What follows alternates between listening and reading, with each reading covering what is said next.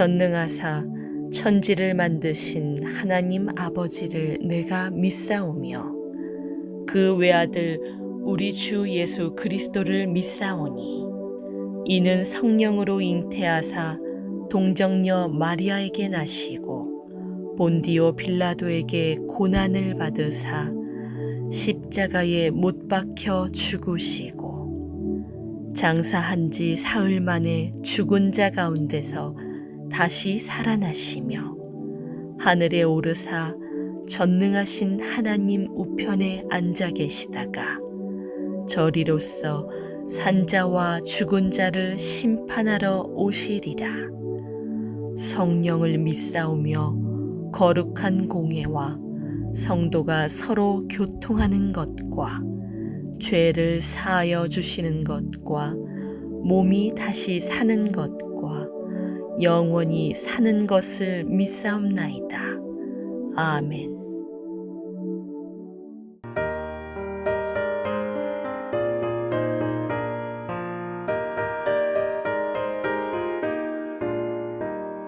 세상 모든 풍파 나를 흔들어 약한 마음 낙심하게 될 때에 내려주신 주의 복을 세어라.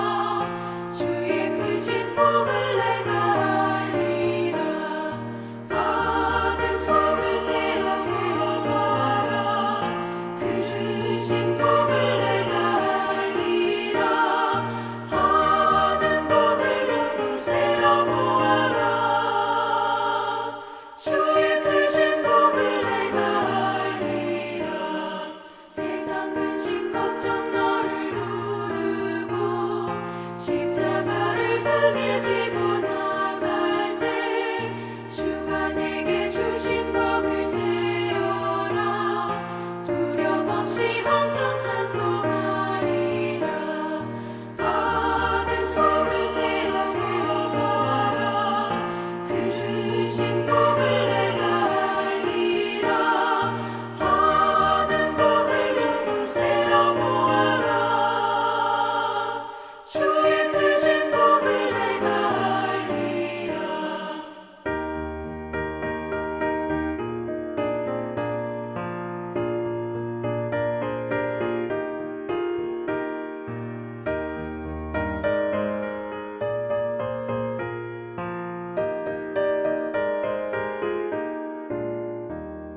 세상 권세 너의 앞길 막을 때 주만 믿고 낙심하지 말아라. 천사들이 너를 보호하리니 염려 없이 앞만 보고 나가라. 받은 복을 세어보아라. 그 주신 복을 내가 알리라. 받은 복을 모두 세어보아라. 주의 크신 복을 내가 알리라.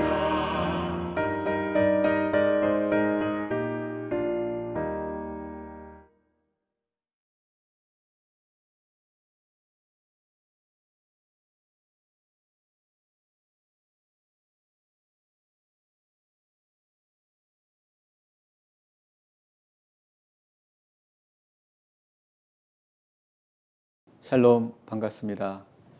11월 셋째 주 온라인 가정예배, 하나님이 주시는 말씀은 누가복음 17장 11절부터 19절까지의 말씀입니다. 성경책을 한번 잘 펴놓고 오늘 말씀을 잘 들어주시면 좋겠습니다. 10명의 나병 환자가 예수님에게 깨끗함을 받는 그런 말씀이죠. 그래서 감사로 받는 구원이라고 하는 제목으로 우리 함께 하려고 합니다. 예수님께서는 각 성과 마을로 다니시면서 복음을 전하셨습니다. 11절 말씀을 보니까 오늘은 예루살렘으로 가시기 위해서 사마리아와 갈릴리 사이를 지나가시는 중이셨어요. 사마리아와 갈릴리 두 지역, 경계 지역에 지나가실 때 예수님께서는 한 마을을 들어가셨는데 그 마을은 어떤 마을이냐? 나병 환자들이 있는 그런 마을이었습니다. 그 마을로 들어가시는데 10명의 사람들이 예수님을 발견하고 크게 소리를 지르는 겁니다. 예수 선생님이여 우리를 불쌍히 여기소서. 아주 간절하게 10명이 막 한 목소리가 되어서 부르짖듯이 그렇게 소리를 지르는 겁니다.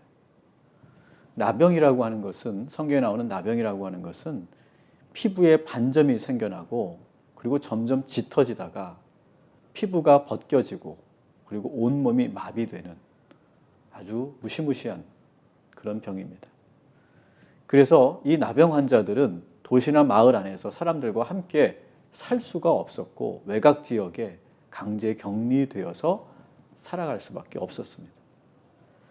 그렇게 마을 밖에 있었던 10명의 나병 환자들이 예수님을 발견하고는, 그리고 그 소문을 듣고는 고쳐달라고 부르짖었던 것이죠. 예수님께서 나병 환자 10명을 보시고 말씀하셨습니다. 아마 예수님께서는 멀리 서 있는 그런 나병 환자들에게 그들이 들릴 정도로 평소보다 아주 큰 목소리로 외치셨을 겁니다. 거리가 있었으니까요. 근데 예수님께서 그 10명에게 뭐 다른 이야기를 한 것이 아니라 아주 짧게 얘기하셨습니다. 가서 제사장들에게 너희 몸을 보이라. 그 말만 하시는 거예요. 자, 여러분이 한번 나병 환자라고 한번 상상해 보십시오. 뭐 직접 손을 대시고 고쳐주신 것도 아니고 지금 당장 뭐 변화가 나타나는 것도 아닌데 그냥 무조건 너희들은 제사장에게 가서 몸을 보이라는 거예요. 제사장에게 몸을 보이는 것은 검사를 받고 그 제사장들이 나음을 선포하면 그게 낫는 거거든요. 그런데 이 나병 환자들은 예수님의 말씀대로 정말로 제사장들에게 갑니다. 믿음으로 가는 거죠. 그리고 놀랍게도 가는 도중에 그 나병이 깨끗하게 나음을 입습니다. 제사장에게 보이기도 전에 이 10명의 나병 환자들은 다 깨끗하게 나았어요.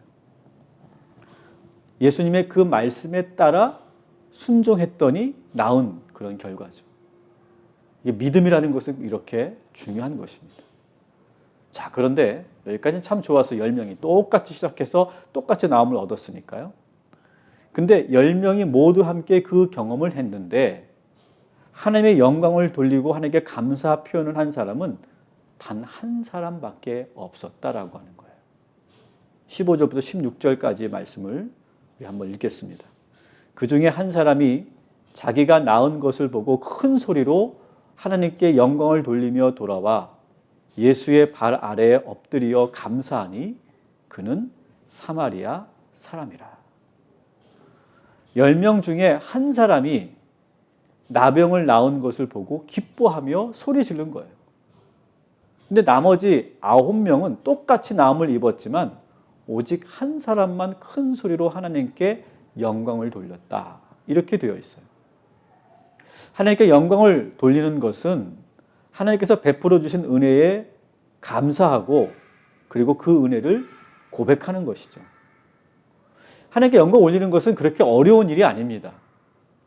힘이 드는 일도 아니고 돈이 드는 일도 아닙니다. 그냥 하나님이 베풀어 주신 은혜에 깨닫고 감사하면 그 감사를 통해 하나님의 이름이 높이 올라가는 것이죠. 하나님께 영광을 돌리게 되는 것이죠.